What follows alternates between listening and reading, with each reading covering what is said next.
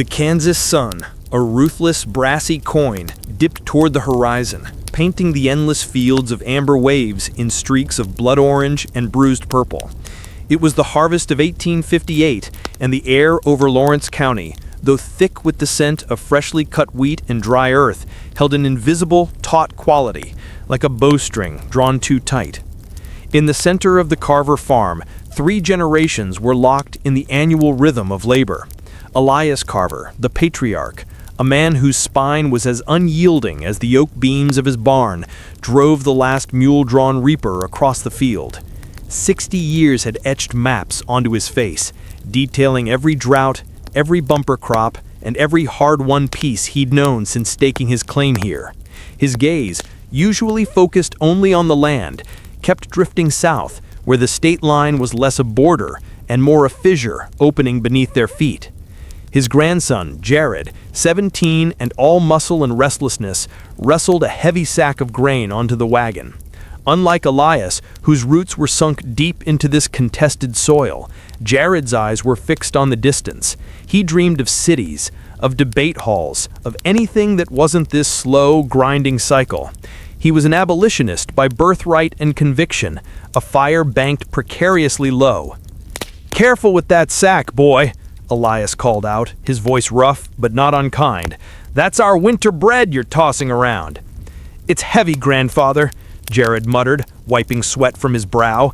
"And slow. It's all so slow." A soft, melodic voice cut through the tension. Clara Carver, Elias's daughter-in-law and the household's anchor, approached with a pitcher of iced buttermilk. Her hands, though calloused from household chores, moved with a practiced grace. "Nothing worth having is ever fast, Jared," she said, offering him the cool drink.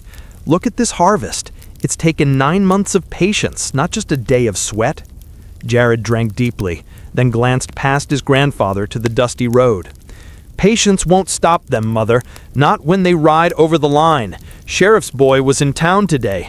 Says they burned a newspaper office down near the border." Elias stopped the mules and turned, his face hardening instantly. "We don't talk about them in the fields, Jared. We talk about the wheat. The laws passed in Washington are an abomination, yes, but peace keeps the wolves from the door. We feed our neighbors, free state or slave, because starvation doesn't pick sides." Clara placed a soothing hand on Elias's shoulder. She knew his philosophy. Absolute neutrality was the only shield against the escalating, bleeding Kansas violence. Yet she saw the futility of it. The lines were being drawn whether the Carvers picked a side or not. That evening, as the family ate supper by the light of a single oil lamp, the uneasy peace of the farm was shattered.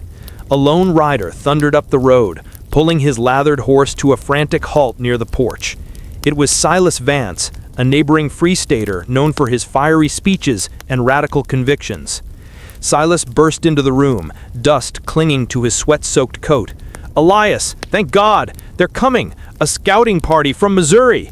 They've crossed the line at Black Creek, heading toward town. They're calling it a raid for stolen property. They mean to burn the whole place out." The forks clattered onto the plates. Jared stood up instantly, his eyes blazing. "Then we meet them!" Elias remained seated, his knuckles white against the table. Elias turned slowly, meeting the man's belligerent stare. "We stand on our own land, Bates, and we ask only to be left to the harvest." Bates scoffed, pulling up a stool to block Elias's escape. "A neutral man in a land divided is a coward, Carver, or a fool. Your grandson, Jared, I hear he's been reading those abolitionist tracts, talking fine talk about rifles and righteous war." The blood drained from Elias's face. The mention of Jared was a direct threat. "My grandson is a boy who talks too much. I answer for my own actions." "And what of action, Elias?" This time, it was Silas Vance, stepping forward from the Free State crowd, his hand resting conspicuously on the butt of his sidearm. "We have grain. We have horses. We need supplies to guard the road tonight. Are you with us or against us?" The saloon fell into a sudden, brittle silence. the entire community's division, political, moral, and soon violent, was focused entirely on Elias Carver and his refusal to choose. Elias looked at Vance's demanding eyes, then at Bates's expectant, hostile smirk. He saw no solution, only ruin. To help Silas meant inviting Bates and his Missouri friends to burn the Carver farm to the ground. To refuse meant alienating the Free Staters and leaving his neighbors defenseless. "I feed my neighbors, Silas," Elias said, his voice measured, betraying none of the turmoil inside. "Come to my barn after dark. I will give you enough grain to last a week, but you will not mention this, and you will not bring your fight onto my property. That is my price for peace." He paid Jedediah and walked out, leaving the stunned silence behind him. He had given aid to one side, crossing a line he had desperately sought to avoid, and he knew, with chilling certainty, that in doing so he had only guaranteed the inevitability of the fight arriving at his own door. The rumors of war were no longer whispers, they were a thunderous knock. The argument began not with a shout, but with the quiet, chilling sound of a rifle being cleaned. Jared Carver sat on the stoop of the woodshed, the iron smell of gun oil mingling with the pine scent of the logs. The weapon was an old, heavy muzzle loader, long forgotten by Elias and now polished by Jared until it gleamed with youthful, dangerous intent. Inside the farmhouse, Elias watched his grandson through the glass pane, his jaw locked tight. Silas Vance had taken the grain the night before, a silent transaction in the dark, paid for with the cold currency of fear. Elias had bought a day of peace, but Jared was already intent on spending it. "You're gonna fetch trouble, boy," Elias said, stepping onto the porch, his shadow falling over Jared's hands. "Trouble has already fetched us, grandfather. Thornley Bates and his raiders are expected to move through here before morning. They're looking for any excuse to light a fire. I'm not waiting for them to demand our neutrality at gunpoint." "You think a single rifle will stop a dozen riders?" Elias asked, his voice shaking slightly. "You think your youthful righteousness is stronger than a bullet? It is your hands, Jared, not mine, that will pull us out of neutrality and into the war." Jared finally looked up, his eyes a dangerous blend of idealism and anger. "And where has your neutrality gotten us, grandfather? It has you sneaking out at night to pay tribute to the Free Staters while Bates threatens my mother in the saloon. You tried to stand on the line. Now the line runs straight through the middle of this farm." "It runs through our family," Elias corrected, the weight of the words pressing them both down. Jared Carver arrived late in the afternoon, riding the tired, sweat-lathered mare he had secretly coaxed out of his grandfather's stable. His departure from the farm had been silent, a note left for his mother, Clara, that simply read, "I must, for the future we deserve." He could still feel the phantom weight of Elias's gaze, a disappointment heavier than any cannonball. The official enrollment station was the courthouse steps. A makeshift banner, bleached white but fiercely proud, proclaimed the formation of the 1st Kansas Volunteers, Free State Rifles. Below it, a man with a booming theatrical voice, a Captain Hiram Vance, Silas's elder brother and a known leader in the abolitionist cause, was delivering a rousing speech. "Look around, you men," Captain Vance boomed, gesturing to the crowd of anxious young men. "We stand on hallowed ground. The enemy is not just across the border. The enemy is the very notion that one man can own another. We are here today not just to protect Kansas, but to strike a blow for every man, woman, and child held in bondage. This is a war of salvation. Who among you will sign your name and take up the sacred duty of freedom?" The crowd roared, a chaotic mix of shouts and cheers. Jared felt the emotion surge through him, washing away the guilt of leaving his family and replacing it with a crystalline sense of purpose. This was the fire he craved, the action that superseded the slow, painful patience of his grandfather. Jared pushed through the throng. He reached the table, where a stoic clerk with spectacles perched precariously on his nose dipped an inkwell into an inkwell. "Name, son?" the clerk asked, not looking up. "Jared Carver, age 17. I can ride and I can shoot." The clerk finally looked up, his expression unreadable. 17 is too young for the federal regiments, but this is a volunteer company, son. We need every hand that can hold a rifle. Your father know you're here?" Jared hesitated. The image of Elias's grim face was sharp in his mind. "My grandfather knows I am for freedom, sir." The clerk merely nodded, an old man who understood the necessary lies of mobilization. "Write your name here, Jared, and you are officially a private in the 1st Kansas. You'll be issued a rifle and 3 days' rations tonight. We march before dawn." Jared seized the pen and, with a hand that trembled only slightly, scribbled his name onto the long roster of volunteers. The ink felt like a brand, a permanent mark that severed him from the quiet farm life forever. He was no longer Elias's restless grandson. He was a soldier of the cause. As he stepped back, a heavy hand clapped him on the shoulder. It was Silas Vance, his face shining with relief and camaraderie. "You came, Jared. I knew you would. Your grandfather won't like it, but he'll be proud someday." "Where is he going?" Jared asked, ignoring the comment about Elias. "We're linking up with Lane's forces in the south," Silas explained, lowering his voice conspiratorially. "We're not waiting for them to cross the line. We're going to hit their staging grounds in Missouri before they can organize. A preemptive strike. They'll remember the name Kansas." The thrill of action promised was intoxicating. One night, sitting by a sputtering campfire, Jared watched Silas Vance try to clean his rifle with a piece of soiled cloth. Silas's earlier swagger had been replaced by a quiet exhaustion. "This ain't what Captain Vance promised, is it?" Jared muttered, nursing a swollen ankle. Silas looked up, his eyes dull. "He promised glory and freedom, Jared. He didn't mention the flies or the dysentery. We're greenhorns, boy. We thought war was an idea.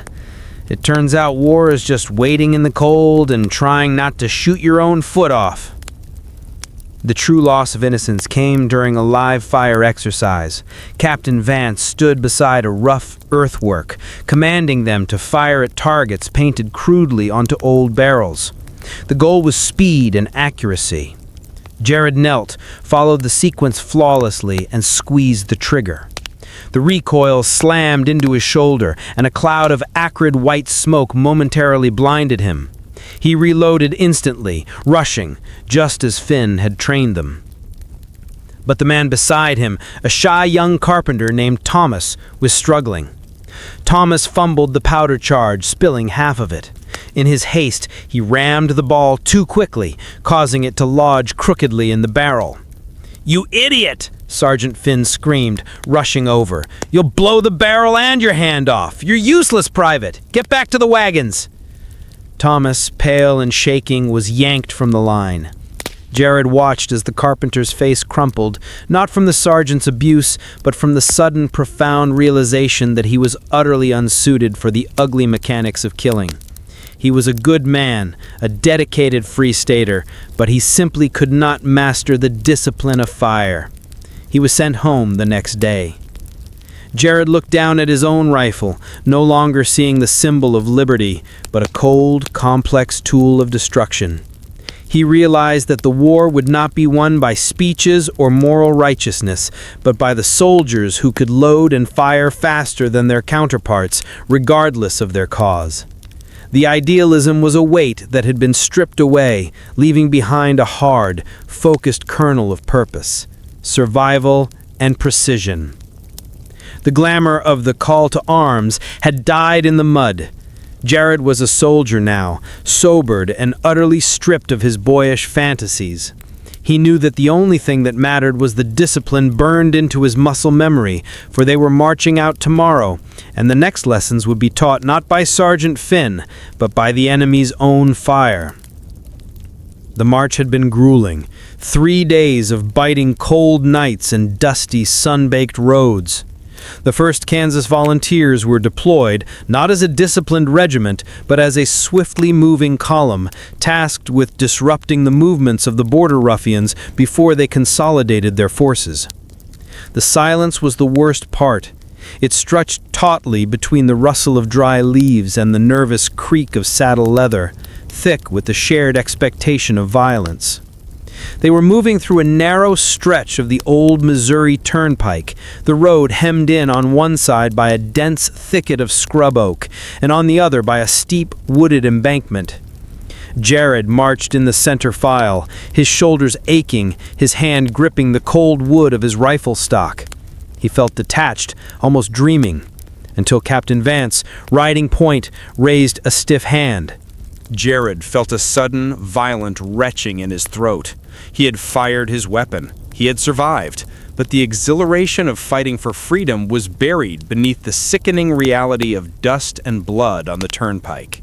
He had killed a man, and in the silence, he felt the true weight of the war settling over his soul. The farmhouse kitchen, once the warm, noisy center of the Carver domain, was now a cavern of quiet anxiety. Without the clamor of the young men, the walls seemed to absorb all sound.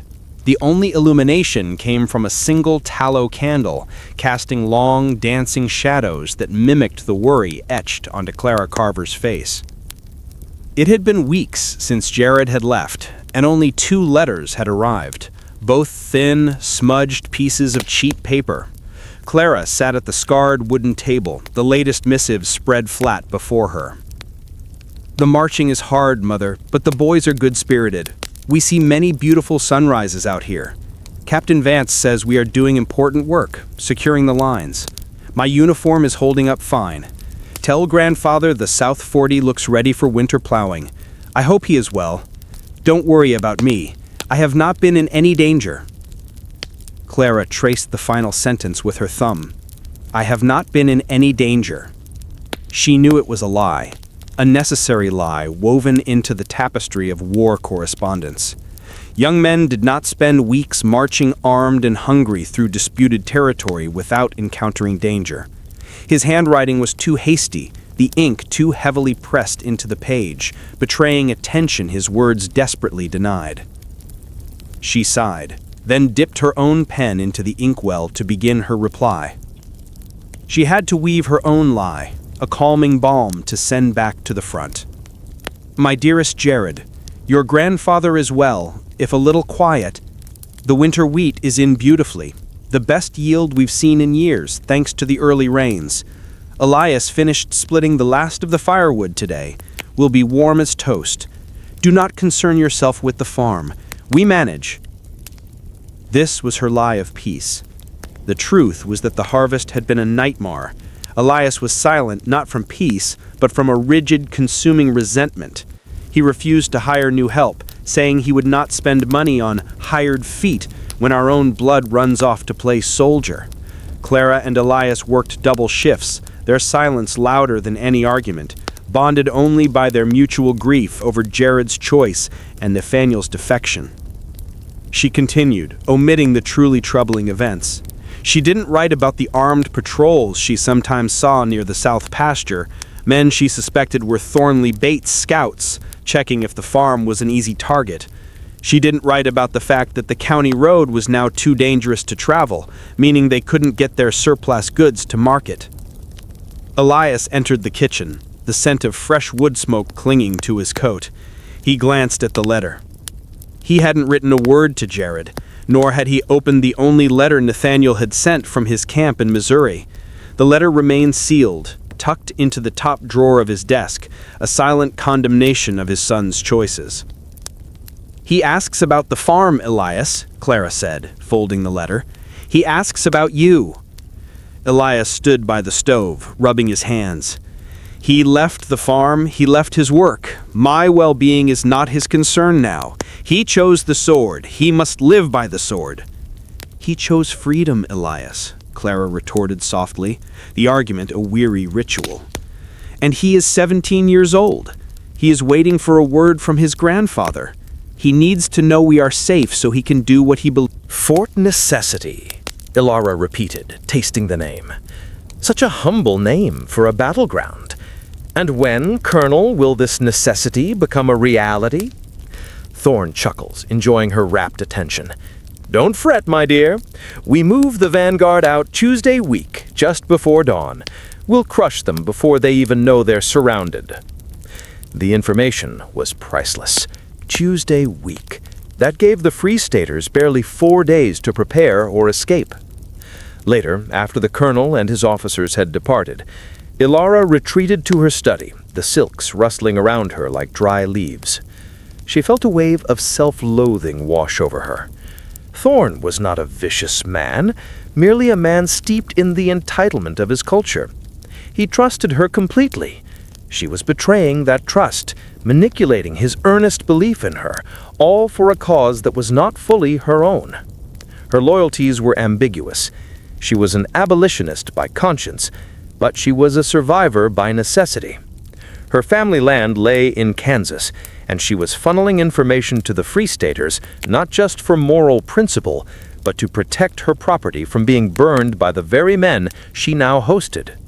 Her mission was a moral swamp where principle and self-preservation merged. She quickly translated the intelligence into a code, a seemingly innocent list of household goods and quantities, and sealed it inside a small leather-bound copy of Shakespeare. Her courier, a quiet stable boy with abolitionist ties, would take the book to the border at midnight. Ilara stood by the window, watching the shadows deepen. She knew that the intelligence she had acquired would save dozens of lives, perhaps even the life of a young idealistic carver boy she'd heard rumors of. But she also knew that by handing over Thorne's plan, she was condemning him and his men to defeat, possibly death, all while wearing the smile and the silks that had earned his trust. Her battlefield was clean, her weapon was deceit, and her spoils were stained not with blood, but with moral betrayal. The intelligence rushed to them by Ilara Sterling's courier had saved the Kansas volunteers from annihilation. They were ready when Colonel Thorne's Missouri irregulars appeared, but readiness did not equal strength. Fort Necessity was less a fortification and more a temporary mound of mud and desperation, a shallow earthwork designed to hold 300 men, now sheltering nearly 4. The siege began with the flat, sickening thump of a mortar, fired from a distant rise. The shell landed harmlessly 50 yards away, but the sound was a devastating declaration. The Free Staters were surrounded, and the enemy had artillery. The days that followed blurred into a single grinding continuum of noise and fatigue. Days without end.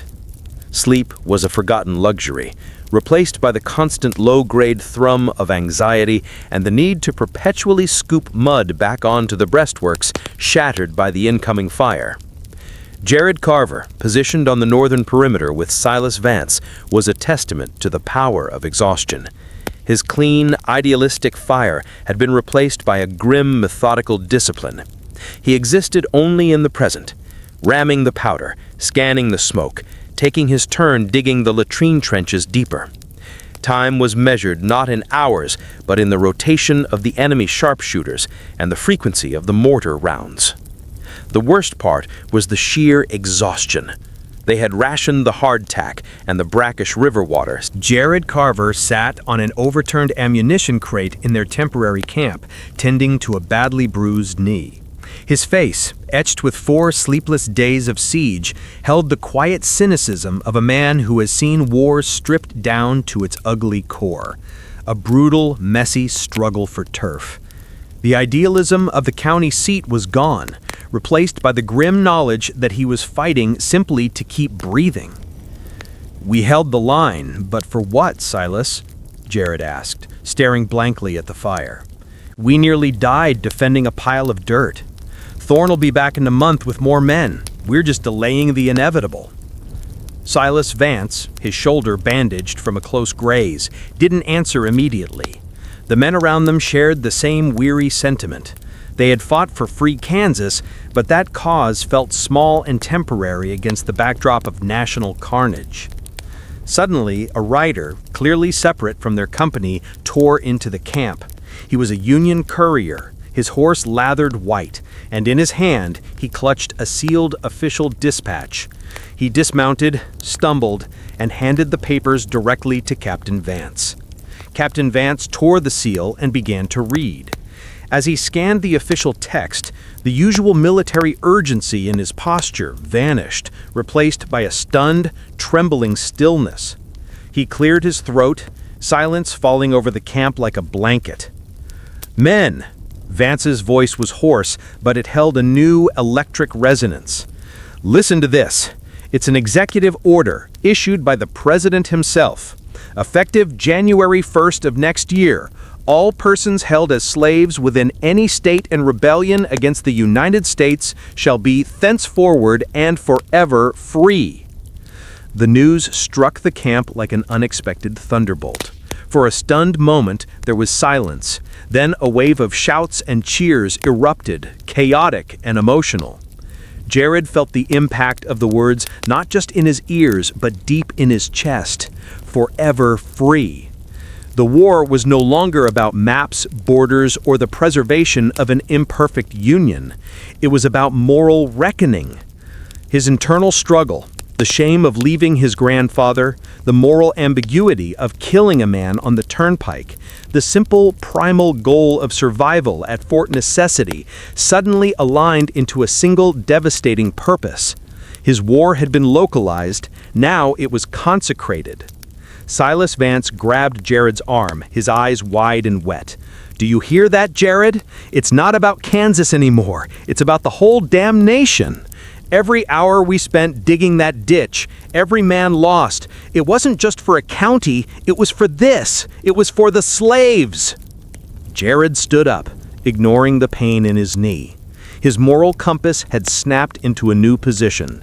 He had left home fighting for the idea of freedom. He was now fighting for the reality of liberty for millions. The Declaration cast the war in a profound, blinding light, transforming the ragtag Free Staters from border vigilantes into agents of divine justice. The exhaustion remained, but the cynicism was replaced by a fierce, driving sense of a new dawn. He looked at his dirt-caked rifle, and it no longer felt like a heavy tool of survival, but a righteous extension of that presidential decree. He saw the future not as the slow, painful return to the farm, but as an active, militant part of rebuilding the nation on a foundation of true freedom. He knew that this declaration would... Her words echoed the transformative news of the emancipation. Jared looked at his reflection in the water bucket, a hollow-eyed stranger. He was no longer the restless boy who despised the farm. He was a veteran, scarred by the trauma of action. He realized then that he could never truly return to the quiet life his grandfather yearned for. The war had irrevocably altered his inner landscape.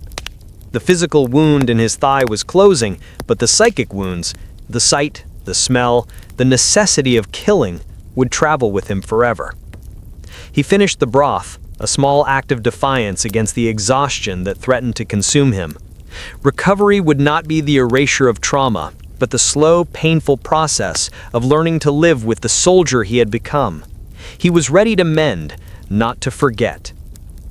Jared Carver returned to Lawrence County in the bleak midwinter, 4 years and a lifetime older than the boy who had stolen a mare to join the fight. The war had officially ended, but the landscape bore the evidence of a deep, unhealed wound. This was the burnt ground. Homesteads stood as chimneys pointing skyward like tombstones. Fields were fallow, and the turnpike where he had fought his first skirmish was now a hazardous, rutted path. He carried his discharge papers, a deep, persistent ache in his mended thigh, and the haunting quietness of a veteran. The village of Lawrence itself was attempting to embrace Reconstruction's promise. New, hastily erected wooden shops stood beside the charred ruins of older buildings. A nervous energy pulsed beneath the surface, a desperate hope battling bitter resentment. The social structure had been annihilated, creating chaos. The immediate economic challenge was overwhelming. Land claims were disputed, ownership papers were lost to fire, and labor was scarce. Jared found Captain Vance, now discharged and running the town's provisional office, buried under paperwork. "Welcome home, Private," Vance greeted him, rubbing his temples. "We won the war against slavery, Jared, but now we're fighting the war against scarcity and spite. We're trying to build a free state on burnt ground." The most visible sign of the new dawn was the small but growing community of freedmen, formerly enslaved people who had flocked to Kansas seeking the freedom that had been purchased with Union blood. They were building a shanty town near the river, facing the dual challenge of poverty and the simmering hostility of former pro-slavery sympathizers. Jared, who had fought for the ideal of their freedom, felt a profound connection to their struggle. He found himself spending his first days not on the road to the Carver farm, but at the river, helping lift timber for a small schoolhouse. It was there, near the lumberyard, that the latent social tensions flared. Thornley Bates, the cattle drover and former border ruffian who had threatened Elias in the saloon, was still in the county. He stood with two rough-looking men, aggressively confronting a freedman named Moses, who was trying to haul a newly sawn plank across a disputed patch of land. "That timber is town property, black man," Bates snarled, his eyes alight with the old vicious entitlement. "And that ground you're standing on belongs to the man who was here before the Yankees came and ruined everything." Moses, older and bearing the deep scars of his former life, stood his ground. "I got a right to—" Elias finally stopped, leaning heavily on the hoe, his eyes, once sharp and vital, now weary and deeply disappointed. He looked not at Jared's face, but at the mud on his boots, the boots of a soldier. "Right to leave?" Elias echoed. "You broke your mother's heart. You made me fear every rider on the road. And your rightness cost us Nathaniel.